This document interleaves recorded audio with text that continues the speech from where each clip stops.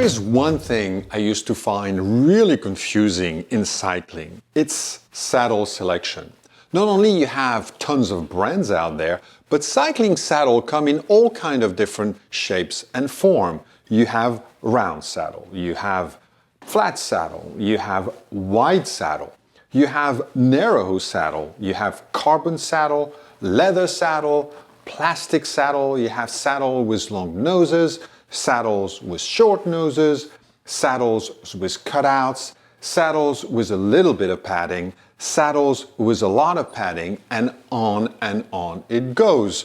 The possibilities are literally endless. And yet, if there is something we all want, is a comfortable saddle. So among that endless selection, how does one go about finding the right saddle? The good news is with all those possibilities, it is for sure that there is a saddle out there that fits you like a glove. I'm really not too sure what kind of saddle I should get for this bike when I'm done restoring it. But before we start talking about which saddle you should buy, we need to understand three important concepts. The first one is weight distribution. When you ride a bicycle, your weight is distributed not all on the saddle, but among three different points. One of them is the pedals, the other one, of course, is the saddle, and the last one is the handlebar way up front. The other thing that's important to determine is what kind of rider are you? Because that will determine the type of bicycle you ride and also the position in which you ride them, which are two very important variables in deciding which saddle is best for you. Are you mostly someone who rides beach cruisers or city cruisers, meaning you ride for short distance typically? You ride very straight up with most of your weight on the saddle? Or are you more of a road cyclist, an intermediate road cyclist where you ride more leaned forward with more of your weight on the handlebar and you apply more pressure on the pedals? Or maybe you are an advanced road cyclist where you ride in a very aero position, very lean forward with most of your body weight on the handlebar and you apply even more pressure on the pedal. All those will greatly affect which saddle you should buy. Another thing that's important to understand is the human anatomy as it relates to cycling. When you sit on a bicycle saddle, you're being supported entirely by your seat bone. And the human seat bone varies from one individual to the next. It varies in terms of width, typically from about 100 millimeters to 140 millimeters, women having a tendency to have wider seat bones than men. And also, the human seat bone is narrower in the front and wider in the back, which means that depending on your riding position, the more straight up you ride, the more you're going to be riding toward the rear part of the seat bone, meaning the wider part, and the more you ride lean forward, the more you're going to be riding in the narrow part of the seat bone, and that in terms will affect which saddle you should get. The most important thing when selecting a saddle is to make sure that the saddle is adapted to your seat bone. And that means that the saddle has the proper width to fully support your seat bone. What you want ideally is your seat bone to be about 1 centimeter from the edge of the saddle on each side, or roughly just a little less than ½ an inch. If the seat bone is too much on the edge of the saddle, or even over the edge of the saddle, it's going to make for an incredibly uncomfortable ride. And that is the reason why saddles come in different widths. Which means that before you go ahead and get the new saddle, you really need to know the width of your seat bone.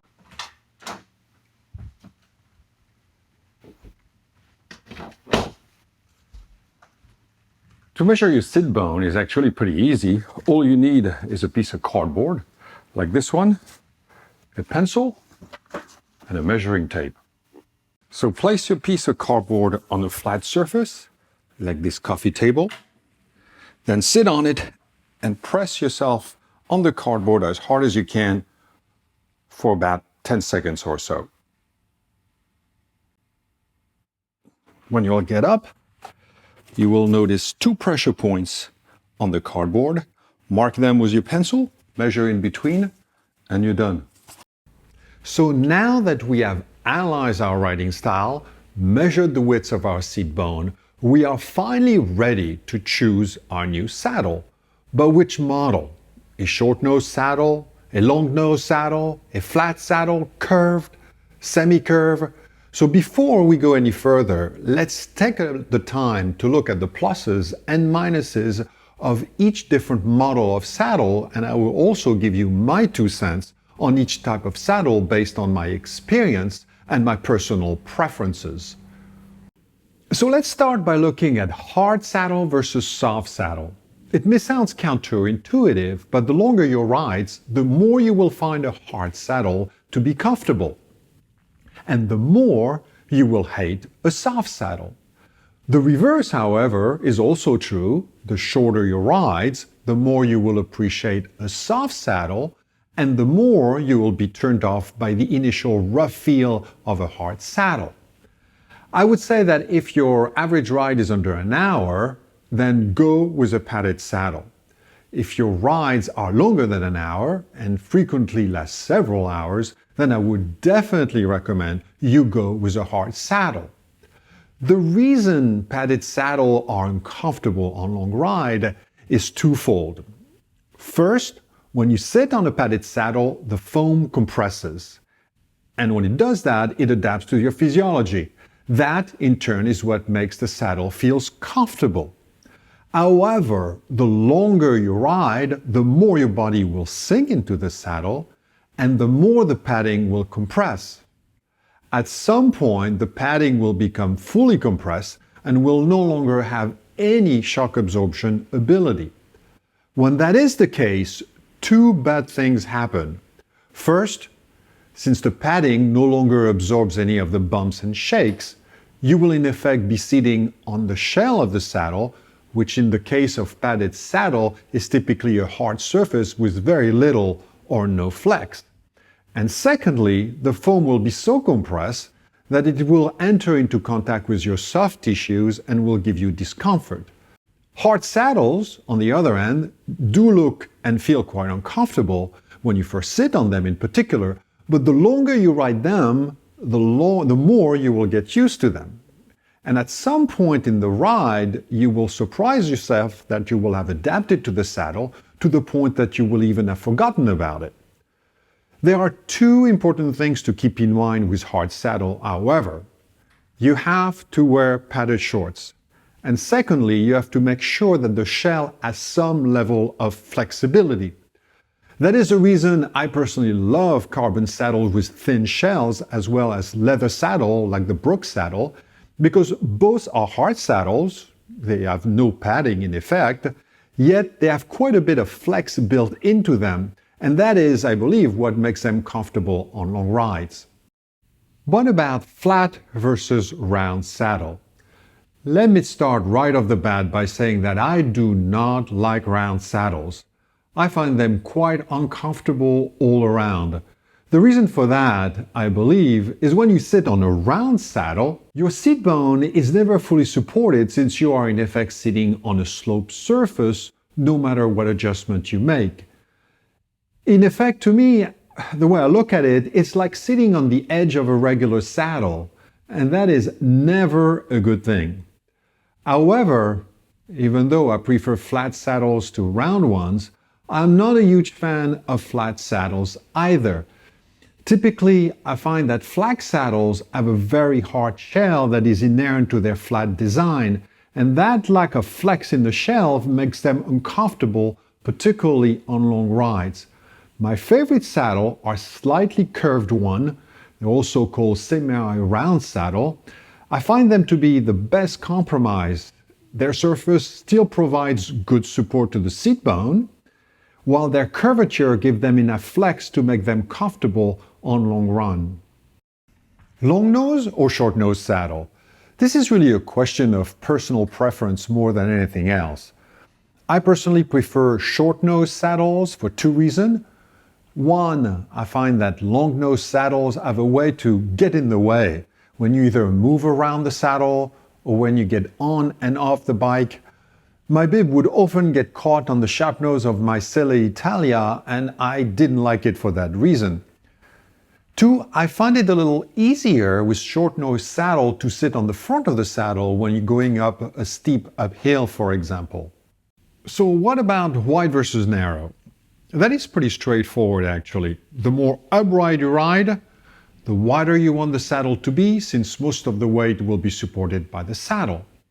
That's why you always see beach cruisers, for example, with those really wide saddles. But for road cyclists, the width of your saddle should be dictated by both the width of your seat bone and how lean forward you ride. The more you lean forward, the more you can afford to go with a narrow saddle, since your seat bone narrows as you rotate your pelvic forward. We also have carbon saddle, composite saddle, and leather saddle. I personally do not like any padding on my saddles. I like hard saddles with a capital H.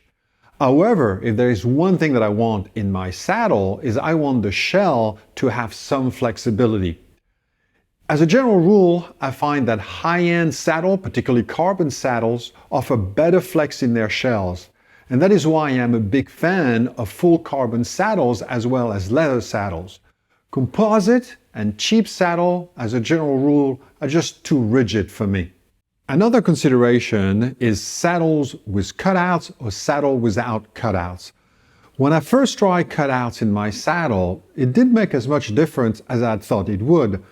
It definitely helped in relieving some of the pressure on the soft tissue, but not as much as I would have thought. That being said, given the choice between a saddle with a cutout and a saddle without a cutout, I would go with the cutout, but by the same token, I could easily find a comfortable saddle without a cutout. So to me, that is a nice plus, but certainly not a must-have. One important word of caution on bicycle comfort. The most comfortable saddle in the world will not provide you with a comfortable ride if your bike is not set up right. It doesn't matter how good your saddle is, if your bike is not properly set up, you will not have a comfortable ride, period. So make sure you take the time to ensure that you have the best setup for your bike. If your saddle is too low or too far back or tilted too much forward, or even worse, you have the wrong frame size, you will never be able to ride in comfort no matter what saddle you buy. So I hope you found this video helpful and have a great and comfortable ride.